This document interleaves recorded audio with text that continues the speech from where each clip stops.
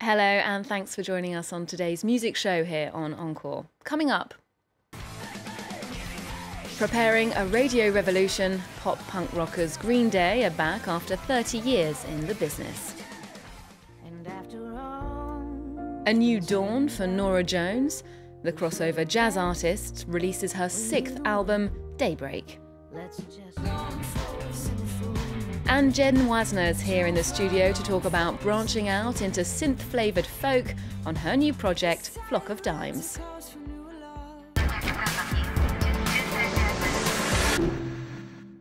We're joined in the studio by Jen Wasner. Hi, Jen. Hi there. Also known as Flock of Dimes. That's me. Indeed.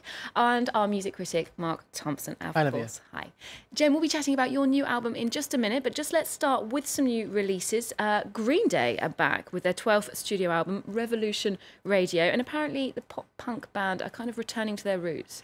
Yeah, I've had this problem of Green Day for about 15 years now, where they were trying to be a punk band and a stadium rock act at the same time, and it's not really a bridge that anyone's been able to do. I mean, it was great for their bank balances and everything, but punk rock operas, I don't really get that pop sensibility crossover.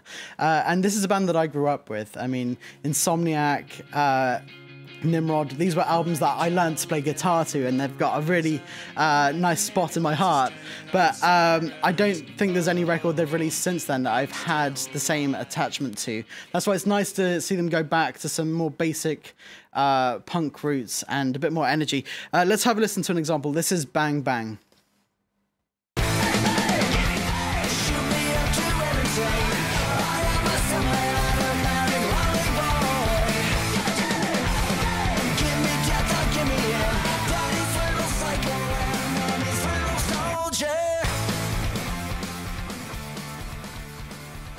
Well, if we've just learned that Mark was a teenage Green Day fan, what were you listening to when you were younger, Jen? When I was a teenager, Yeah. perhaps the polar opposite of Green Day. I think Interesting. my first record was a Joni Mitchell record. Although, I mean, I got down with those early Green Day records. I did grow up in the 90s after all. So. Okay, Yeah. so Mark, what is your verdict on this new record? Well, it's dumb and it's fun, and that's what Green Day were like when they're at their best. It's just simple. It's just easy to get along to. You can't really hate it. They're not being overtly political.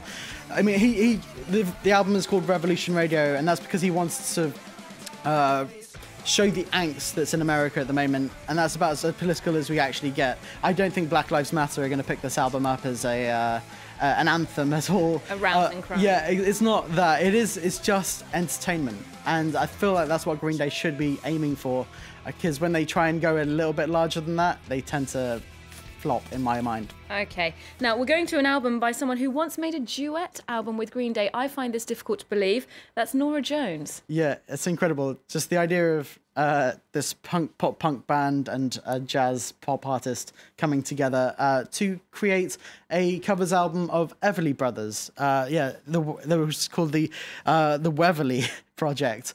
I can't get my head around it either. And it's 3 years old now, so it's been out there. An odd couple there. Jen, if you could make music with anyone, duet with perhaps an odd musician, who would you choose? Well, I'd probably pick Kate Bush. But I don't know if that's necessarily an odd pairing. No, that would be a wonderful dream pairing. Indeed. I look forward to that. Well, Mark, more on Norah Jones then. Yes, this record, Daybreaks, is a lot more on message. There are no punk elements to it. There's nothing even remotely about the Everly Brothers in it. This is jazz-infused pop, and it's very much like the album that made her name as well. Let's have a listen to Carry On. And after all's been said and done, who said it best? Were you the one? Let's just forget, leave it behind, and carry on. She's gone through quite a few changes in recent years. Her father passed away in 2012, Ravi Shankar, the great Indian musician, and she's now become a mother as well. So there's 4 years since her last record, and she's gone through huge life changes during that time. So it's actually quite comforting to see her just doing what she did when she was starting out. And I was just going back to the piano. She has a piano in her home now, and that's how she's writing material. And it feels very safe. It feels very homely and comfortable for her. So another sort of return to a starting point there. Now, the last of this week's new releases is your pick of the week, Kate Tempest. Yeah, Kate Tempest, this is someone that I just feel like everyone in the world should know who she is and what she's doing. She's incredible. She's one of those people who's the same age as me and makes me want to just say stop. Please stop, because you're doing too much. She's a playwright, a poet. She wrote her first novel this year. She's a musician, a rapper. Let's have a listen to a sample from her second album, Let Them Eat Chaos. Where have you landed? Uncurl yourself, stand up and look at your limbs, all intact, clothed in the fashion. This is a city. Let's call her London. And these are the only times you have known. Is this what it's come to, you think? What am I to make of all this? Her debut album was nominated for the prestigious Mercury Music Prize in England, but she's also won the Ted Hughes Prize, which is equally prestigious, and she's the youngest person to ever receive that in the UK for poetry. So as I say, just hugely impressive personality. The only problem I have with this record is it's a fine record, but it kind of buries the lead to some extent, because her words are incredible, and if you see her performing, it seems it's too distracting to have this music in the background the whole time. There's a nice balance, and it does work for some of her pieces, but I feel like if you just look on YouTube for some of her vocal performances as just her down the camera, it's incredible. They're a bit stronger then. Okay, well, Jen, like Kate Tempest, you're someone who's worked collaboratively a lot. You've had your fingers in many different pies, especially for years with your band Wye Oak. Now you're on a solo project with your new record, If You See Me, Say Yes. How does it feel having the full spotlight now just on you? I wasn't looking for the spotlight so much, but I've been wanting to make a record on my own for years and years, mostly as a challenge to myself to see what I would be capable of when I took on all the playing and the producing and the writing. It was quite a challenge. It took probably twice as long as I thought it would, but it feels so good to finally have it out in the world as one of the many things that I do.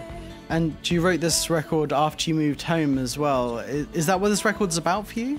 It's actually, I guess it's more about the time that I've spent alone, or learning how to be alone with myself.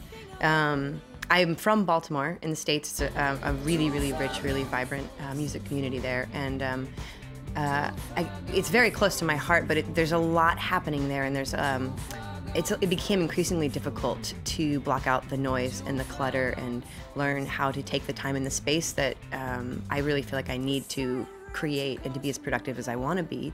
And so in the past couple of years, I've spent a lot of time on my own. I've traveled back and forth across the U.S.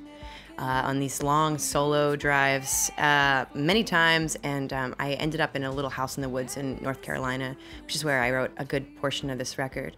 And so I think for creative people in particular, it's very, very important to learn how to say yes to yourself, how to be alone with yourself and your thoughts, because obviously there are more distractions than there ever have been in our world. So I think in a lot of ways this is a record that came from that place, from a very solo place. This is the second record you released this year, because you released a Wye Oak record earlier this year as well. When you're going to write for these two different projects, how do you sort of separate your mind and go, this is for this is for this? It's a good question. A lot of it really is instinct, which is something that's hard to obviously articulate. A big part of Wye Oak obviously is my collaboration with my bandmate Andy Stack, and so a lot of my ideas in that context come from him. We both have recording studios in our respective homes, which is great, so we're able to work independently together. So, we do a lot of sending things back and forth and sharing of ideas in their early stages, and so that helps to kind of know what goes where, but a lot of it just comes down to that weird little gut feeling that you get, and so but it feels right to me, this record. You have been writing some solo material for a few years now as well, and you wrote for a stage play as well. Is that something you'd like to do more of? Oh gosh, I'd love to do more of that. It was such a pleasure. It was an adaptation of a Gertrude Stein. It was The World is Round by Gertrude Stein, which was a real challenge for me, and I'm so delighted with the way it turned out. But yeah, I'd love to do more of that. I mean, my bandmate does film scoring. I'm interested in that. I don't know, I really feel like I got into music to have a very diverse collection of sounds and ideas available to me, and I'm pretty impatient and I'm pretty impulsive, and so it's not surprising at all to me that I I have had to have my, as you said, fingers in so many pies. Yeah. Now, one of the singles on this record, If You See Me Say Yes, it's called Semaphore. I was interested in that as a title. It's a kind of language. We've talked about music as a universal language. Can you tell me why this title? I discovered that word, I don't even remember how. I was just sort of flitting around the internet, and it stuck out to me.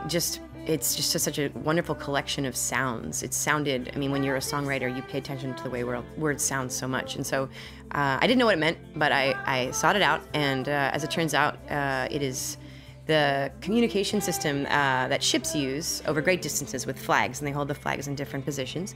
And I love the metaphor. The visual metaphor was so wonderful, and the sound of the word was so wonderful. And immediately, the chorus, the hook, if you will, of the song "Too Far Gone for the Semaphore" popped into my head, and it was one of those magical moments where the song took shape in, the 30 minutes after that, and all of a sudden it was just there. But you're definitely looking to keep doing these two projects at the same time. You want to be part of Wye Oak and part of... Absolutely, yeah. As soon as I get home from the next few months of Flock of Dimes touring, I will be hard at work on the next Wye Oak record. But having the two staggered really helps me to feel satisfied, never feel in a rut, and be as creatively vital as I can be in both. So. And there's a lot of touring involved in both as well, though. Yes. So yes. Rethinking all the live performances. And indeed, talking of live performances, you're performing here in Paris at the Espace B. Sadly, that's all we've got time for right now. Thanks so much, Jen, for being with us. And thanks, Mark, for joining us today for this show. We'll leave you with a taste of the album. This is the single Semaphore. Remember, you can check out our website. You can also keep up with Encore on social media. There's more news coming up on France 24 after this.